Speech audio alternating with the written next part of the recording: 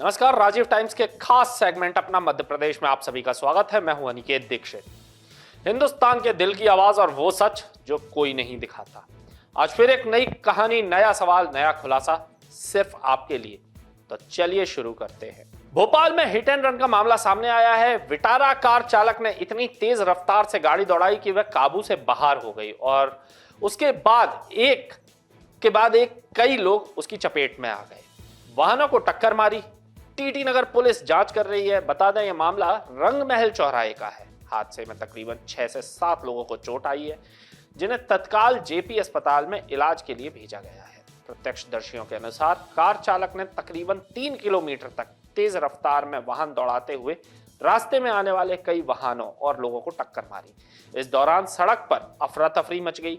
बताया जा रहा है कि कार चालक की पहचान हरीश मालवीय के रूप में हुई है। प्रारंभिक जानकारी के मुताबिक चालक शराब में नशे में धुत था। टीटी नगर थाने के उप निरीक्षक राघवेंद्र सिंह सिकरवार ने बताया कि सूचना मिलते ही पुलिस मौके पर पहुंची और कार चालक को हिरासत में ले लिया। कार नानके पेट्रोल पंप से जवाहर चौक की तरफ जा रही थी। घायलों को एम्बुलेंस से अस्पताल भेजा गया। पुलिस ने मौके पर पहुंचकर यातायात व्यवस्था को सामान्य कराया और क्षतिग्रस्त वाहनों को हटवाया। सीसीटीवी फुटेज भी खंगाले जा रहे हैं ताकि पूरे घटनाक्रम की सटीक जानकारी सामने आ सके। ये नशे में है, इसने अभी गाड़ी ठोकी, अभी सिग्नल पे 3-4 लोगों को ठोका है। ये मामला इस प्रकार है कि एक वाहन है MP04 ZS 2299 ग्रांड विटारा है, व्हाइट कलर की, सिल्वर कलर की, जिसमें चालक है हरीश मालवीय, जो अत्यधिक नशे की हालत में था और ये नानके पेट्रोल पंप से जवाहर चौक की तरफ आ रहा था। नानके पेट्रोल पंप से जवाहर चौक के बीच में आने में लगभग इसने जो है 6 से 7 लोगों को जो है हिट करते हुए जो है रोनते हुए ये निकला हुआ है। अभी हालांकि आरोपी जो है हमारे थाने पर उसको लेके आ गए हैं, लेकिन अत्यधिक नशे में है। नशे की हालत में होने की वजह से वो और कुछ चीजें बता नहीं पा रहा है। अगली खबर की ओर रुख करते हैं। नववर्ष 2026 में मोहन यादव कैबिनेट की पहली बैठक भोपाल में हुई, जिसमें कई महत्वपूर्ण प्रोजेक्ट मंजूर किए गए। खासतौर पर सिंचाई और ग्रामीण क्षेत्र की सड़कों पर मोहर लगी। मंत्री चैतन्य कश्यप ने बताया कि कैबिनेट को पेपरलेस बनाने की दिशा में मंत्रियों को टैबलेट भी वितरित किए गए। अब मंत्री पूरा काम टैबलेट से करेंगे। साथ ही वर्ष 2026 को कृषि उद्योग वर्ष के रूप में मनाने जाने को लेकर चर्चा भी हुई। मंत्री कश्यप ने बताया कि आज बुरहानपुर जिले की 2 महत्वपूर्ण सिंचाई परियोजनाओं को मंजूरी दी गई है, जिसमें एक परियोजना 922 करोड़ की है। दूसरी परियोजना की लागत 1676 करोड़ की है। इसके अलावा नर्मदा घाटी विकास प्राधिकरण के तहत सिंचाई योजना के त्वरित क्रियान्वयन के लिए Narmada basin project company limited के माध्यम से वित्त पोषण करने की स्वीकृति दी गई। बता दें, बैठक के दौरान और भी कई निर्णय जनहित में लाए गए हैं। इसमें 1676 करोड़ की योजना है और 34,100 हेक्टेयर भूमि में इसकी सिंचाई होगी और 22,600 कृषक परिवारों को इसका लाभ होगा। इन दोनों योजना का महत्वपूर्ण जो परिणाम निकलना है, यह दोनों योजनाएं 2 विधानसभा क्षेत्रों की है और आदिवासी अंचल की है। सारे आदिवासी बंधु इससे लाभान्वित होने वाले हैं और बुरहानपुर जिला सिंचाई के मामले में मध्य प्रदेश में अभी 41वें नंबर के ऊपर है। तो बुरहानपुर जिले में सिंचाई की वृद्धि हो, इसके लिए महत्वपूर्ण योजनाओं की स्वीकृति दी गई है। रुक करते हैं अगली खबर की ओर। मध्य प्रदेश के सरकारी स्कूलों में शिक्षकों की भारी कमी और नाम मात्र के पदों पर निकाली गई भर्ती के खिलाफ राजधानी भोपाल में युवाओं का आक्रोश फूट पड़ा।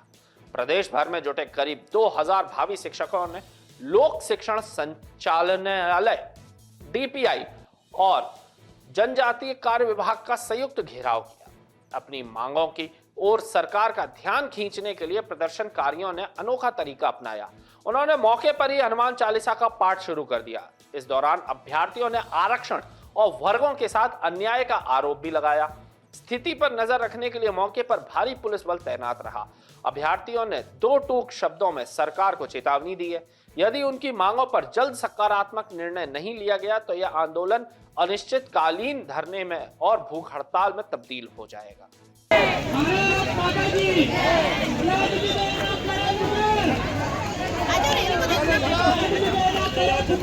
बच्चों ने आंदोलन किया, सुना, सरकार के प्रतिनिधि स्वयं आए आंदोलनों में और 3 साल की छूट वहां पर बच्चों को दे दी गई।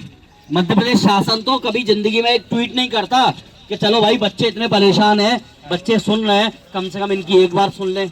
दिल्ली के जवाहरलाल नेहरू विश्वविद्यालय में पीएम मोदी और गृह मंत्री अमित शाह के खिलाफ नारेबाजी हुई, जिसे लेकर मंत्री सारंग और विधायक रामेश्वर शर्मा ने कड़ी प्रतिक्रिया दी है। मंत्री ने कहा कि पीएम मोदी और अमित शाह को गाली देना सीधे देश की जनता को गाली देना है। वहीं विधायक शर्मा ने कहा कि दूसरे की कब्र खोदने से पहले अपनी कब्र सुनिश्चित कर लो। रामेश्वर शर्मा ने आरोप लगाया कि तथाकथित अर्बन नक्सली कोर्ट और संविधान को चुनौती देने की भाषा बोल रहे हैं। विधायक शर्मा दिग्विजय सिंह पर भी बिफरे। उन्होंने कहा कि दूसरे की कब्र खोदने से पहले अपनी कब्र सुनिश्चित कर लो। इन अर्बन नक्सलियों को बुद्धि और अर्जीण इतना हो गया है कि ये कोर्ट और संविधान को चैलेंज कर रहे हैं। गुंडे, बदमाशों, अलगाववादियों, आतंकियों, नक्सलियों पर क्या कार्रवाई होना है, यह न्यायालय तय करेगा। दिग्विजय सिंह जैसे नेता अपनी बढ़ती उम्र के साथ आतंकवादियों के समर्थन में उतरते जा रहे हैं। मुस्लिम चाटुकारिता की नीति से हिंदुस्तान को धोखा देने का काम कर रहे हैं, जो कतई बर्दाश्त नहीं किया जाएगा। नारेबाजी हुई है, ये निंदनीय भी है और देशद्रोह भी है। पर मैं कहूंगा कि ये मानसिकता की शुरुआत राहुल गांधी के विदेशी दौरे से होती है। जब राहुल गांधी विदेश में जाते हैं और देश की संवैधानिक व्यवस्थाओं पर, चुनी हुई सरकार पर इल्जाम लगाते हैं, तो ऐसे लोगों को संरक्षण मिलता है। विपक्ष के नेता जब देश की सेनाओं पर प्रश्न चिन्ह लगाते हैं, विपक्ष के नेता इस देश में आतंकवाद को संरक्षण देने की बात करते हैं, तुष्टीकरण की राजनीति के कारण इस देश को तोड़ने और समाप्त करने की कोशिश जैसे बयान देते हैं, चुनावी व्यवस्था पर प्रश्न चिन्ह लगाते हैं, चुनाव आयोग की निष्पक्षता पर प्रश्न चिन्ह लगाकर पूरी दुनिया में जब हिंदुस्तान को बदनाम करने की कोशिश करते हैं, तो ऐसी मानसिकता को संरक्षण मिलता है। लेकिन जिस तरह की बदतमीजी वहां उन्होंने नारे लगाकर की है और जिनको गाली दी है देश के प्रधानमंत्री जी और देश के गृह मंत्री जी को, और वो कह रहे हैं कि उनकी कब्र खुदेगी, तो ये समझ लेना चाहिए कि बदतमीजी भाषा बोलना बंद करो। दूसरों की कब्र खोदने से पहले खुद के कब्र के गड्ढे सुनिश्चित कर लो। हिंदुस्तान में किसी भी कीमत पर मोदी जी के नेतृत्व में, अमित शाह जी के नेतृत्व में ना तो आतंकवाद बर्दाश्त किया जाएगा, ना अलगाववाद बर्दाश्त किया जाएगा, ना नक्सलाइट बर्दाश्त किया जाएगा। जो हिंदुस्तान के खिलाफ बोलेगा, जो आतंकवादी गतिविधियों में सम्मिलित रहेगा, ऐसे लोगों की ही कब्र खुदेगी।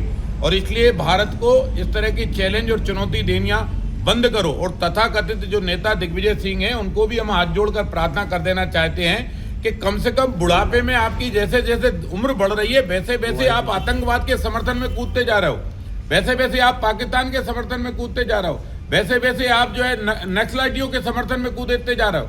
पहले आपने नक्सलाइटियों का खुला समर्थन किया, आतंकवादी गतिविधियों का समर्थन किया।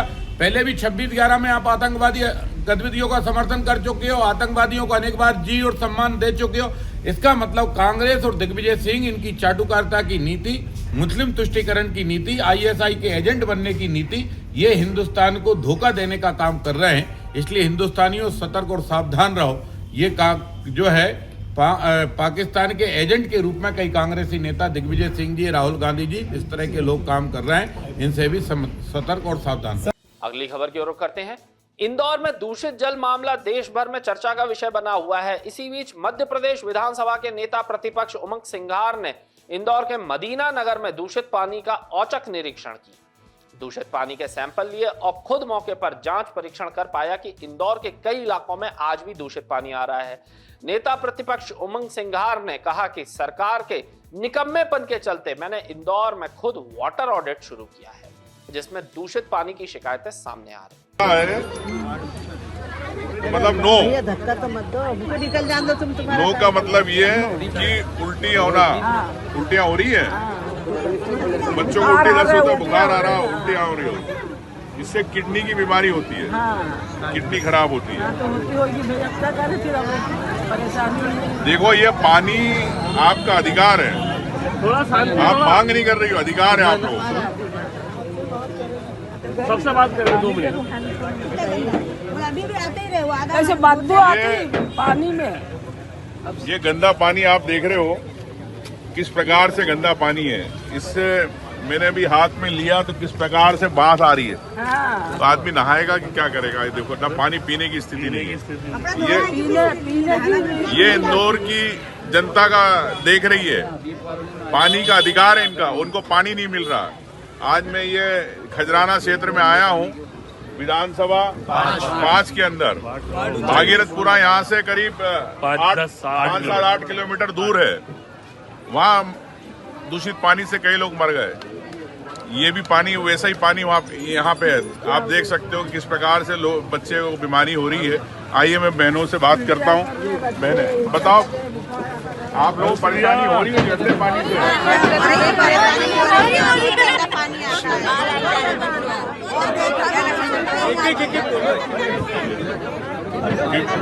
बच्चे बीमार हो रहे हैं। अगली खबर पर नजर डालते हैं। मध्य प्रदेश में तेज ठंड और कोहरे दोनों की मार पड़ रही है। ठंड धुजा रही है, वहीं कोहरा अलग कोहराम मचा रहा है। प्रदेश में रात का तापमान 10 डिग्री से नीचे चल रहा है। कोहरे की वजह से दिल्ली से आने वाली 1 दर्जन ट्रेनें लेट हैं। इंदौर, रायसेन, ग्वालियर, मऊगंज, धार और नर्मदापुरम के स्कूलों की आज बुधवार को भी छुट्टी है। मौसम विभाग ने बुधवार को भोपाल, सीहोर, राजगढ़, शाजापुर में कोल्ड वेव चलने का अलर्ट जारी किया है। इससे पहले भी शाजापुर, शहडोल, सिवनी, मंदसौर और सीहोर में शीतलहर का प्रभाव रहा। वहीं भोपाल, राजगढ़ में तीव्र शीतलहर चली। भोपाल, विदिशा, सीहोर, शाजापुर व नरसिंहपुर में कोल्ड डे जैसी स्थिति बनी रही। कुल मिलाकर बता दें कि मध्य प्रदेश में कड़ाके की ठंड ने जनजीवन को काफी प्रभावित किया है। भोपाल में जनवरी की ठंड ने 10 साल का रिकॉर्ड तोड़ दिया है। ठंड के चलते भोपाल समेत कुछ जिलों में स्कूल सुबह 9 बजे के बाद खुलेंगे। वहीं डॉक्टरों ने बच्चों और बुजुर्गों को खास सावधानी बरतने की सलाह दी है। तो यह थी आज की अपना मध्य प्रदेश से जुड़ी कुछ बड़ी खबरें। सवाल अभी भी बाकी है, जवाब का इंतजार रहेगा। जल्द फिर मिलेंगे नई खबरों, नई हिम्मत के साथ। तब तक अपना और अपने मध्य प्रदेश का ख्याल रखिए। राजीव टाइम्स के साथ मैं अनिकेत दीक्षित आपसे लूंगा इजाजत। नमस्कार।